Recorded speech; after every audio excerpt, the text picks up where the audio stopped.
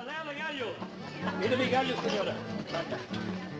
No dejes de ver la pelea de gallos en el bar. There's a term we sometimes use to describe a certain style of filmmaking. Fluid. It implies a kind of effortlessness, as if the movie is directing itself. Hey, Senor Capitan. Long time no see. Yeah, I'm with a party. Americans. You seen them? Maybe in back, cockfight. Michael Curtiz was a fluid director. His shots are simple and unadorned, yet they quietly guide us from one emotional moment to the next. His 1950 film, The Breaking Point, is an interesting case study. Most of it is a pretty faithful adaptation of Ernest Hemingway's novel, To Have and Have Not, about a boat captain, Harry Morgan, who gets in way over his head. Is your boat fast, Captain? I told you, very fast, like the wind. Are you particular what you carry? It depends. I'd rather it couldn't talk. It'd be cheaper that way. But there are other parts of the film which don't exist in Hemingway's novel, specifically a series of domestic scenes between Harry and his wife Lucy. These moments come from screenwriter Ranald McDougall. I get teed off sometime. No sooner will I get my head above water when somebody pushes me down again. Is it us, me and the kids? Are we a drag on you, Harry? Is that it? And by watching how Curtiz directed these scenes, we can see many of the qualities that are unique to this version of the story. One of those qualities was Curtiz's sense of staging. He frequently places characters in depth so that our eyes glance between the background and the foreground. I appreciate it. Sure. 2 weeks? You're kidding yourself if you think you can make it. I'll make it. He also likes quick reversals. This is a piece of blocking that David Bordwell calls the cross. It's where two characters switch sides of the frame, one person crossing past the other. I never killed anyone. You never will either. Where's the money for me? You'll get it tomorrow. Don't get it now. You've got it on you. And Curtiz especially likes gestures or bits of business from the actors.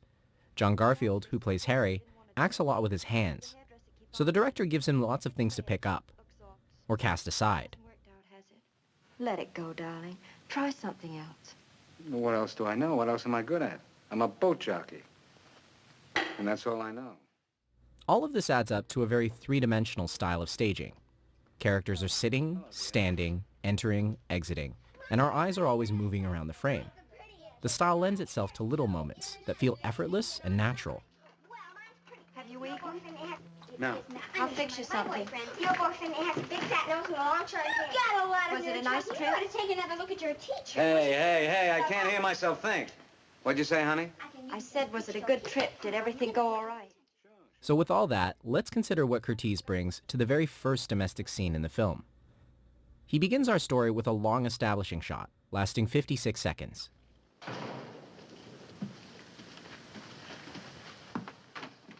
As Harry enters the bedroom, depth staging reveals the presence of Lucy in the background. Her first line, Did you get the gas? Uh-huh. tells us that she's thinking about money and expenses. Lucy tries to distract Harry with some banter. I put all the groceries aboard last night. Most of it stored under the bunks up forward. I hope you put in plenty of coffee and tomatoes. Well, you know how I like tomatoes. No tomatoes. They're bad for you. But she then crosses from frame left to frame right, and we get the scene's first reversal. I had to give the store all the money you gave me from the deposit. They wouldn't wait. That's great. That makes it perfect.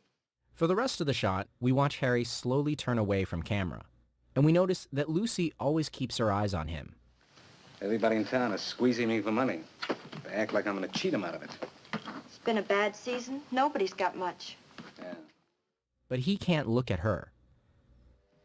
As she crosses back, Curtiz now reveals the presence of a third character, their daughter Connie. Morning, Dad. You know you're getting old enough not to wander around like that? This is what we mean by fluid filmmaking.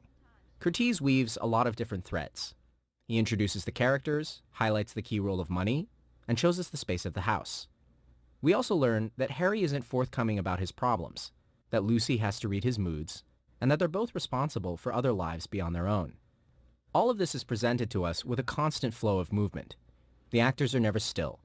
The camera's always adjusting or reframing, and the scene keeps revealing new information in small, intricate ways. Took all the money I had left from the deposit. Doesn't leave much for you when I'm gone. Don't worry about it. We'll get along somehow. I know. I always do. I feel like a knothead asking you all the time.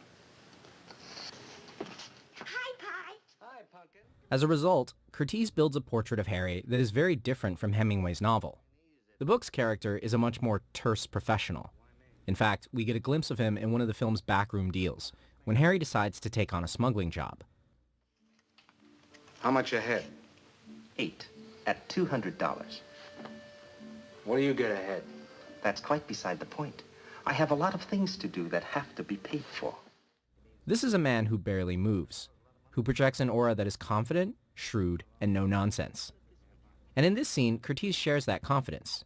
He doesn't move the camera. He lights the moment in dramatic shadows, and he lets the actors pause and think. When will I get the money? 300 now, and the rest when you load.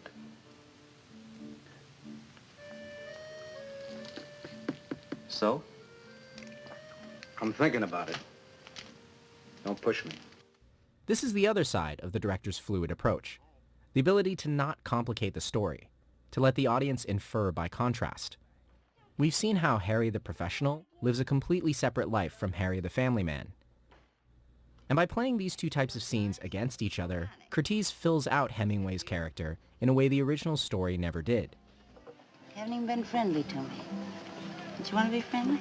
Sure, I want to be friendly. My wife wouldn't like it. You're kidding.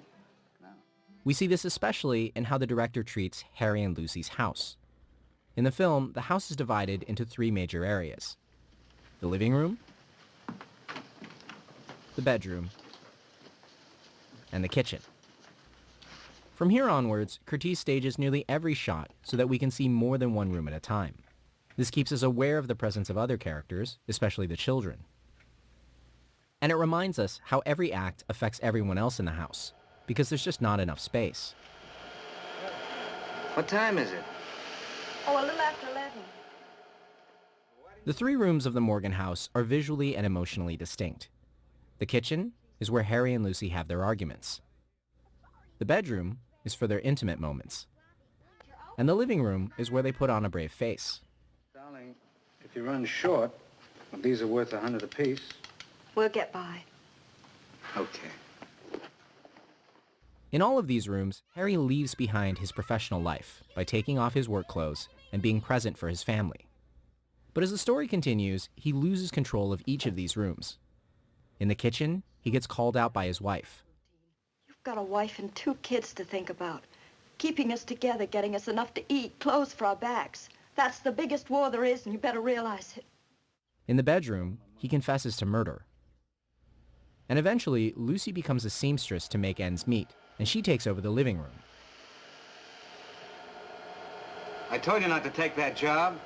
But we had to do something. Curtiz takes Harry's greatest fear in the novel, that he cannot provide for his family and that he's become less of a man, and dramatizes it by putting it next door to Harry while he sleeps.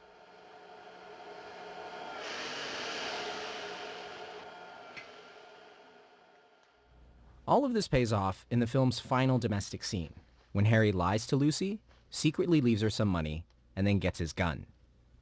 And for the first time in the film, Curtiz stages a point of view shot, looking from one room of the house into another.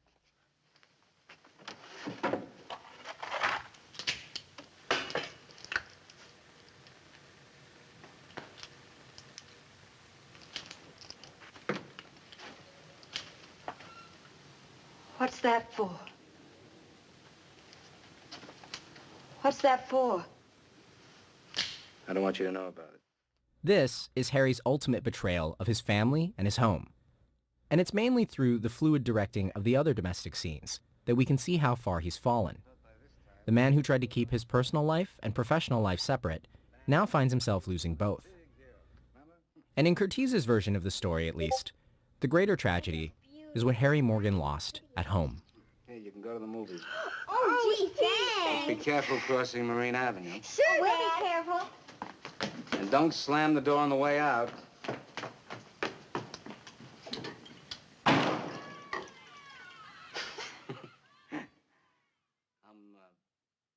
sorry.